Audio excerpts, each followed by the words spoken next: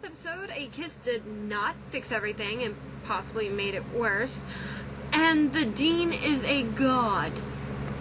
The fuck? Okay, anyway. Episode 14, Order of Magnitude.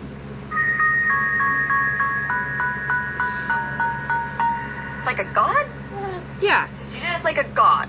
Like a full-on as flies to wanton boys, destroyer of worlds, I'm the alpha and the omega god? Explain. God? That doesn't seem... Okay. Yes, Mother is controlling and immortal and narcissistic, but Good there's Glorificus. no way that she's a... She's a god. She's a god. Do we have a plan for a god? Not really, I'm an atheist. Okay, hold up. Before we deify anyone, you stop mentally Googling your favorite mythological quotes, and you explain to me how you came about this little revelation. Okay, so I've been making a concordance of the Book of Lives, looking for clues about the other talismans and why they might affect the Dean. And I kept coming across all these references to Inanna and Ishtar and Astarte and the Descent. That's just a Sumerian poem. Yeah, but the book keeps talking about it like it never happened. Like, for some reason, this Inanna chick was psyched about descending into hell, so the other gods were like, or no, and they used blood magic to bind her into human form using 4 talismans. Which, given that the Dean's looking to open the gates of hell, and we're looking for 4 talismans to control her... Inanna. She's a pretty big god. Like, we aren't talking about some third-rate footnote in charge of sheep bedazzling. That's like your nemesis is Zeus or Odin. Zeus and Odin aren't real. Wait, are Zeus and Odin real? Shouldn't we have known if gods were real? Of course they aren't real. And even if they were, there's no way that Mother's Inanna, because Inanna's a capricious god of love and warfare. All right, but she loves unquestioning worship and tricks people and threatens to summon the dead. We're up against a god. Yep. Does anyone else miss the days when all we had to deal with were vanishing girls and university was probably only run by vampires? Yep. I'm with you. Oh, Jesus. Who is it? Oh, hi. Oh, yeah. Hi, remember me hanging out in a pit full of Zetas and vampires? Boy, sucker, what are you doing over there? Look, if you 3 are done having your religious crisis, then maybe you want to, I don't know, listen to my freaking podcast and then make a plan to get the sword. Let the wolves devour you and all your cookies. God, crap. Wow.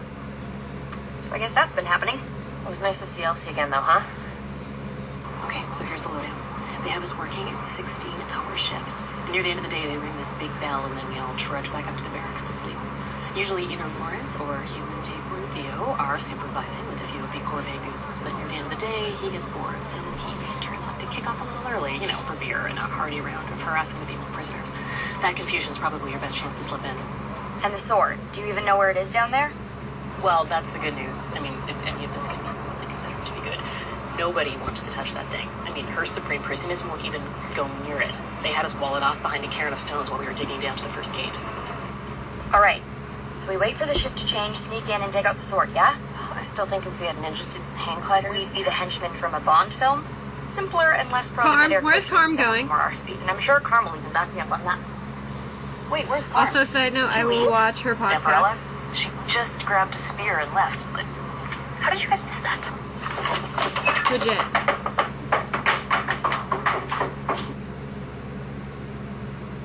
Okay, here we go. Almost there. And there we go. Okay, I'm fine. Stop fussing. Oh, I see. So fine is our new code word for mysteriously lost consciousness in the pit and had to be rescued by the frail little humans, huh? Yeah, I must have just hit my head on a rock while I was digging out the sword. Oh, well, guess it's a good thing then that you didn't go down there all alone without any backup to carry you and the talisman safely out of the giant evil hell pit. Is there going to be a lot more of this bloating? Because I'm starting to miss unconsciousness. Oh. I guess the library's pleased.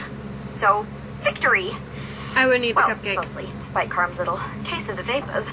We managed to steal the sword, sneak back to safety before the Dean even noticed we were gone. Score 1 for the team. Laura Eileen Hollis, Uh-oh. did you pick a fight with a god? Uh-oh. Uh-oh. Not good. Not good. Not good at all. Uh-oh. Uh-oh. Laura's in trouble. So we're going against a god. Oh my god. On to episode 15. So the Dean's a god and Laura's in trouble. Time for episode 15. Risk assessment. Oh boy. I feel a lecture is gonna happen here.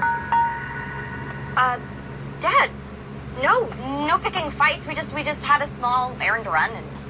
Into a giant hell pit that you snuck into without telling me. Hell pit has such pejorative connotations. I'm sure its denizens prefer netherworld excavation. No, you are not wheedling out of this one.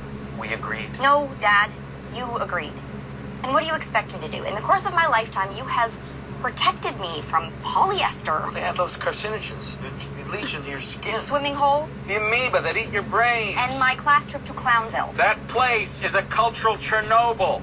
We're not talking about you eating candy corn, which you definitely also should never do. But we're talking about you crawling into a pit where an evil god who has tried to kill you twice has been camped out with her vampire army. Okay, yeah, when you put it that way, it sounds kind of bad. But I wasn't alone. Laughing Karma were with me. Oh, great. The revenge-obsessed vampire and the lab junkie with the self-preservation instincts of a lemming. I feel much better. I don't personally, obviously. No, it's Hey, totally no wrong. accurate, yeah. Thanks for the support, guys. What do you think this evil god is going to do when she finds out you stole her sword? This is exactly why they kill the parents off in those stories, I swear. Because if those poor slobs had to watch what their children actually do, they'd go mad, all right? Do you think about what you did? How close you came to hurting yourself?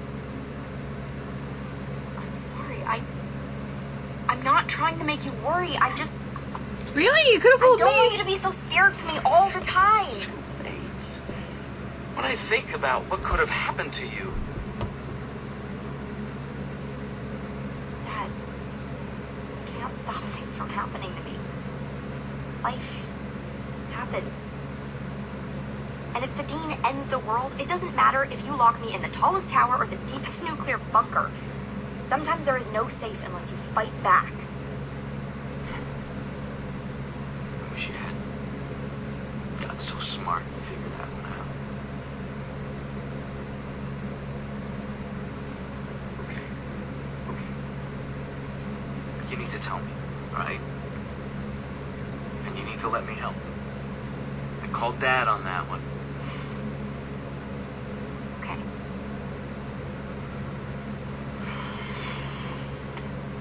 We'll find you some dad-sized adventures. Okay, so less adventure, more Rubik's Cube. We need to figure out what the third talisman is. We got 2 out of 4. The book calls the third talisman the chalice, but it also called the book the word and the sword the blood. So it might not be literal. It could be sacred wine, or a favorite mug, or a bong, like one of the board members had a secret mystical hookah. Not that I would know what a hookah is. It's like some kind of gourd, right? So the book led us to the sword, so maybe that's some sort of clue on it? Like if we spill blood on it or put it in the fire, like... The One Ring of Sauron? Are we seriously pulling our experimental procedures from Middle-earth? Maybe. You're dealing with a god, Laura.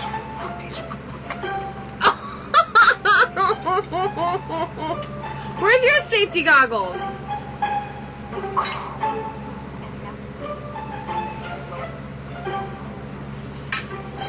Stop! Oh!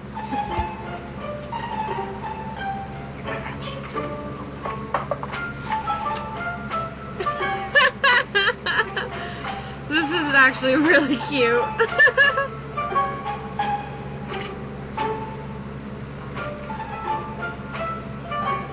What are we doing?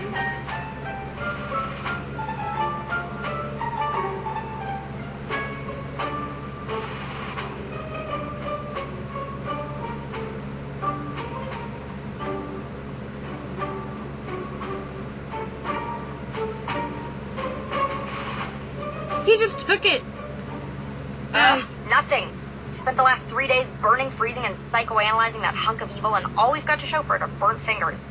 Seriously, Betty, do you have any idea about how to get this thing to spill its talisman beans? You really want to feed that ego any more than you already have? Too much help us, Betty-Wan Kenobi? It's hard not to be impressed. When I knew Betty, she was a hot mess, barely passing Polly's eye. Now she's gearing up for her second year at Princeton, summa cum laude, VP of the debate team, and nationally ranked as a fencer. Damn. Oh yeah, she's learning dead languages in her spare time. I mean, I barely made it through second term. Because you survived second term. And hey, if you're being graded on a Silas curve, then It's still nice to have someone to talk to, you know? well, you can't talk to young Holtzman or your dad or me. Of course I can talk to you. It's just... Betty, I don't have to worry about stepping in 5 different types of history before I finish my sentence. Or that I'll be selfish and kiss her and clear violations of the Friends guidelines. Oh, not really. You deserve better. And you were right. I can talk about being a realist all I want, but I have no idea how to do this. You're not doing so bad. I mean, last I checked, we've got 2 talismans already. Yeah, I guess we do. Now, if we only had any idea about where to start looking for the third. Sweetie, you noticed that your evil sword had some dirt on it? That would probably be giant anglerfish goo. Of course it would. So I polished it up, and it turns out there's something written on it. Oh my god, that's more Sumerian. Carm, can you translate? All you had to do was that clean one's it. Necklace, and I think that one's secret. So it's some kind of secret necklace? Did one of the board members have a secret necklace? Maddie! It wasn't a secret. It was a hid one. Maddie's locket. Maddie's locket. I had. And I lost it. No, Maddie took it. Ooh! No, but seriously, all they had to do was clean the damn sword. Oh, God. But so Maddie's locket is one of the 4? But see, what is Maddie up to, though? Because I can't tell if she's working for the dean or if she's doing this on her own. I don't know. I don't know. On to episode 16.